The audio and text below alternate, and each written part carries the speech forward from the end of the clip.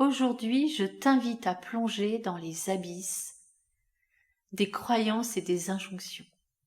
On va voir comment elles peuvent parfois faire barrage à l'expression de notre âme et je vais également te donner des pistes pour les transformer. Bonjour et bienvenue sur Oser l'âme, le podcast qui t'amène à te questionner sur ta vie, sur qui tu es profondément. J'espère par nos partages te réveiller, te révéler pour oser être et oser la vie. Mon nom est Betty Tutrice, je suis passionnée par l'être humain, la psychologie, la spiritualité. J'enseigne à l'IFPIA la psychogénéalogie, la psycho-énergétique intuitive. Je suis également autrice du livre La médiumnité spirituelle. J'espère te donner des clés qui te permettront d'ouvrir ton cœur pour laisser chanter ton âme. Chaque épisode est une invitation à l'introspection pour exprimer plus librement toutes les parts de ton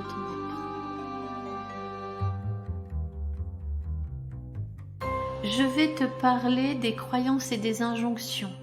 Dans cet épisode, je vais plutôt te partager ma vision des croyances et dans un autre épisode qui fera suite à celui-ci, j'axerai plutôt le partage sur ce qu'est une injonction et comment transformer ces croyances et injonctions qui vont de pair souvent. L'un induit l'autre et inversement. Croyance induit injonction et injonction peut induire la croyance. Les croyances sont souvent des idées bien ancrées dans notre tête, héritées de notre famille, de notre culture ou de notre expérience. Elles peuvent être autant positives que limitantes. Les injonctions, par contre, c'est comme si on avait un petit chef en nous, issu de notre éducation, de notre milieu, de notre société, de notre époque, qui nous dicte comment agir, ce qui est interdit, qui nous oblige parfois sans qu'on s'en rende compte. Donc, croyance et injonction, c'est ce que je te disais là tout à l'heure, ça va souvent de pair. Et ces deux mécanismes de pensée peuvent vraiment empêcher notre âme de se dévoiler, en générant des peurs, en freinant nos désirs, nos potentiels, et parfois en nous éloignant de qui on est vraiment. Imagine par exemple une croyance du genre « je ne suis pas à la hauteur ». Ça peut complètement masquer ton potentiel. La question est comment se construit une croyance limitante. Ça, c'est intéressant de le comprendre. Comment une croyance se construit. Comment elle apparaît. En fait, c'est un processus en plusieurs étapes. La première étape, c'est l'expérience. Une expérience négative que l'on vit. Ça peut être un échec, une critique, un rejet, toutes sortes d'expériences. Il y a une deuxième étape qui est l'étape où on va interpréter cette expérience en fonction de ce qu'on pense déjà, ou en fonction de notre personnalité, peut-être de choses qu'on a déjà vécues. La troisième étape, c'est l'étape où on va venir généraliser, c'est-à-dire que si on a échoué une fois, on va se dire qu'on va toujours échouer. La quatrième étape, avec le temps, cette croyance se renforce, surtout si on évite les situations qui pourraient la contredire. Et enfin, dernière étape, on accepte cette croyance comme une vérité qui influence tout ce qu'on fait. Ça devient presque une loi en fait. Parfois, moi, je fais un lien aussi dans la construction de la croyance avec un autre mécanisme de pensée qui s'appelle le syllogisme. Le syllogisme, c'est une façon de penser bien précise, très particulière. C'est une façon structurée de raisonner. Alors, un exemple de syllogisme. Les gens qui échouent ne peuvent jamais réussir. J'ai échoué 2 fois à cet examen, je ne pourrai jamais réussir. On est d'accord que ça ne peut pas devenir une loi universelle. et qu'en fait c'est un raccourci. Donc on a une première étape dans le syllogisme qui est le prémisse majeur. Les gens qui échouent ne peuvent jamais réussir. On a quelque chose de secondaire qui est un autre fait. J'ai échoué 2 fois à cet examen. Et on fait de ces 2 constats une loi universelle. Conclusion, donc, je ne pourrai jamais réussir. Je suis certaine que si tu t'interroges, tu peux trouver des croyances qui se sont construites de cette façon. Bien sûr, c'est souvent inconscient. Mais heureusement, on peut changer ses croyances. Alors avec un accompagnement, des thérapies, du développement personnel. Donc comment reconnaître la croyance? Maintenant qu'on sait comment elle se construit, comment la reconnaître? Quels sont les indices? Eh bien, j'ai envie de te dire, tout est dans le vocabulaire. Les mots qui constituent une croyance, c'est « je ne peux pas »,« je ne suis pas capable ». Donc, cela indique une croyance dans l'incapacité personnelle ou le manque de compétences. Tu as les mots « toujours »,« jamais », l'utilisation de termes absolus qui ne laissent pas de place à la flexibilité ou au changement. Par exemple, je rate toujours ou je ne réussis jamais. Tu as aussi les mots « ce n'est pas pour moi ». Cela suggère une limitation auto-imposée basée sur l'identité ou les capacités perçues.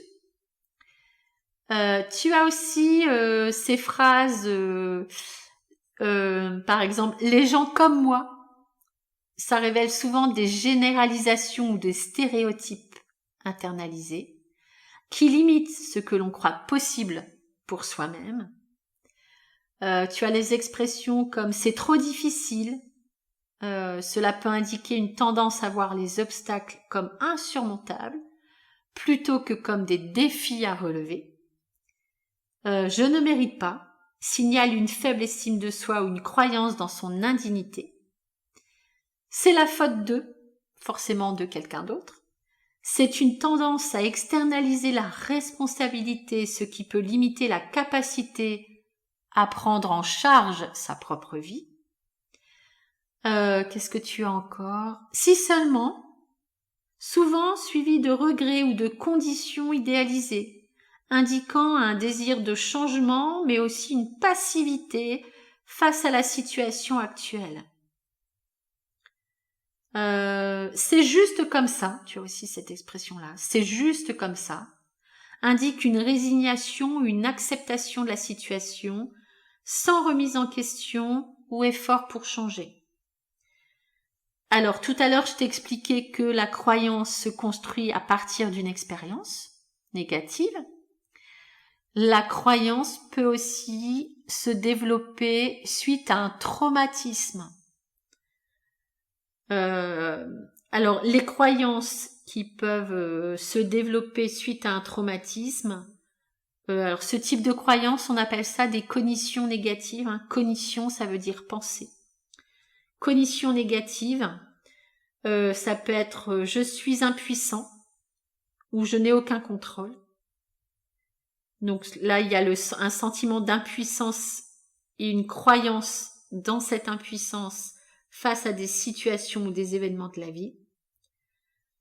Tu as aussi je suis en danger, sentiment persistant de menace ou de peur, même lorsque la personne n'est pas en situation de danger immédiat. C'est le propre de la croyance, c'est que ça devient une loi généralisée. Je suis indigne, je ne vaux rien, faible estime de soi et sentiment de ne pas mériter le bonheur ou le respect. Je suis coupable, c'est de ma faute, sentiment de culpabilité, souvent irrationnel d'ailleurs, concernant des événements ou des situations. Je ne suis pas en sécurité. Sentiment persistant d'insécurité même dans des environnements normalement sûrs. Je ne suis pas aimable, sentiment de rejet, croyance que les autres ne peuvent pas ou ne veulent pas les aimer. Je ne mérite pas d'être heureuse, sentiment que le bonheur est réservé aux autres, pas à soi. Je dois être parfaite, pression intense pour répondre à des normes irréalistes, je suis faible, sentiment de faiblesse, manque de confiance en sa propre force ou capacité. Il y a aussi quelque chose d'autre. Ah oui, je suis défectueuse, je suis cassée. Ça, c'est la croyance qu'il y a quelque chose de fondamentalement mauvais ou irréparable en soi. Donc, voici un peu la liste des mots-clés, des phrases types qu'on peut retrouver dans une croyance. Maintenant, comment est-ce qu'on peut rencontrer notre âme malgré ces barrières? Alors là, je vais te parler des approches que moi j'utilise, la psychanalyse jungienne, la psychogénéalogie, le MDR. La psychanalyse jungienne, par exemple, nous invite à explorer notre inconscient pour trouver les énergies qui nous animent. Jung parle là d'archétypes, en fait. La psychogénéalogie nous aide à comprendre comment notre histoire familiale influence notre présent. Et l'EMDR ou d'autres approches permettent de transformer les événements non digérés, donc les événements traumatiques, pour que la croyance négative se transforme en pensée positive. Alors je vais prendre un exemple. Prenons l'exemple de Claire, une de mes clientes. Elle croyait qu'elle ne méritait pas le bonheur. Donc, grâce à la psychanalyse jungienne et à la recherche de l'énergie à l'œuvre de l'archétype, elle a découvert que cette croyance venait d'un archétype familial de sacrifice. Avec la psychogénéalogie, elle a compris que cette idée venait de sa grand-mère qui avait sacrifié sa joie pour sa famille. En travaillant sur cette croyance, Claire a pu s'ouvrir à une nouvelle façon de vivre et à s'autoriser au bonheur, en fait. La vie répond aux croyances. Si tu es dans des croyances limitantes négatives, en fait, tu vas te fermer et tu vas attirer des choses qui vont venir renforcer cette croyance. Si cette façon de penser se transforme, tu vas vibrer du positif et la vie va te renvoyer du positif. Donc pour ce premier épisode, moi je te propose quelques exercices pour travailler sur tes croyances. Tu peux tenir un journal de rêves et les noter tes rêves chaque matin et chercher les thèmes ou les symboles récurrents. Donc ça peut révéler tes croyances inconscientes.